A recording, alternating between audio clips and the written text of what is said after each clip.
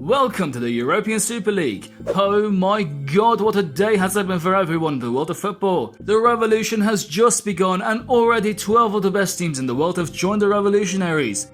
If you haven't been living under a rock for the past 48 hours, then you've already heard about the European Super League and the sheer amount of controversy and outrage it scores amongst officials, players themselves, politicians and most importantly football fans.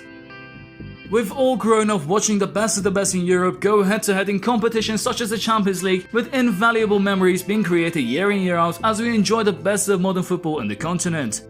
But now it seems that a new exclusive project is on its way and people are furious.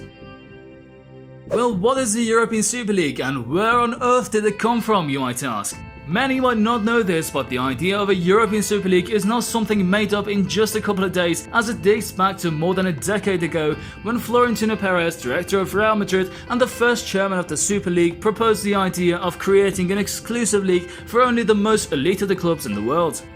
It seems that Perez had been working on his cheeky project even after UEFA shut it down for good. Finally, after secretly working on such a project, it was announced on April 19, 2021 that the new independent competition is in fact real and will kick off as soon as possible. The European Super League currently consists of 12 founding members and 3 others will be joining the elite.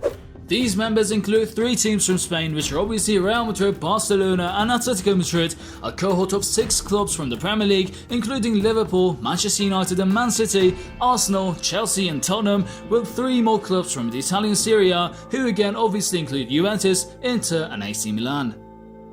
With 15 founding clubs already in the competition, only 5 other clubs will be allowed into this prestigious and exclusive league each season, and only those 5 will be selected through qualification. It's been announced that the competition is planned to be a midweek fixture-based league. The 20 clubs will be getting into 2 groups of 10, with the top 3 of each group automatically qualifying for the quarterfinals, as the 4th and 5th club in each group will be having to go through a 2-leg playoff to qualify for the remaining spots in the final round. The knockout round will be just like the Champions League, and a 2-leg knockout format will be used to have the 2 finalists reach the final at the end of May, with the final being held as a single fixture at the neutral venue. The European Super League will be directed by Florentino Perez as the chairman, with Juventus director Andrea Agnelli and Manchester United co-chairman Joe Glazer acting as the 2 vice-chairmen of the newly found league. That means that the Super League is completely independent of FIFA and UEFA, and boy has it caused quite a backlash.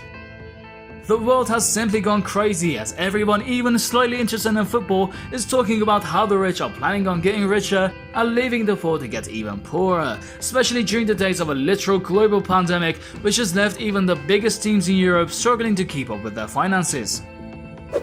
The news has obviously divided everyone into 2 groups as they debate over whether it was the right move forward or if it was simply a betrayal against the less financially stable clubs in Europe. While there are those who agree that the bigger clubs should move on and create their own exclusive league to make the game more interesting, there are many more who have spoken out against the clubs moving on to a more elite league and leaving everyone else behind, crushing the dreams of younger footballers who dreamed of one day playing against or alongside their idols in the Champions League. Aside from the obvious public outrage that has overtaken the world in the past day or 2, there are literal lawsuits flying around as FIFA and UEFA have completely lost their minds trying to get back at the 12 teams. UEFA has threatened that the teams involved in the European Super League will not be able to play in their respective domestic leagues and might even get thrown out in the current season. FIFA have also threatened that the footballers playing in the ESL will not be able to represent their national teams in any recognisable international competitions, obviously including the Euros and the World Cup. We're not really sure how this will pan out for the 12 founding clubs and how everything is going to change in the near future, but FIFA and UEFA might finally agree to the idea if the Super League founders find a way to simply gain their interest. One thing is for sure though, football is not going to be the same ever again. What do you think? Have these clubs made a huge mistake or is it the way forward?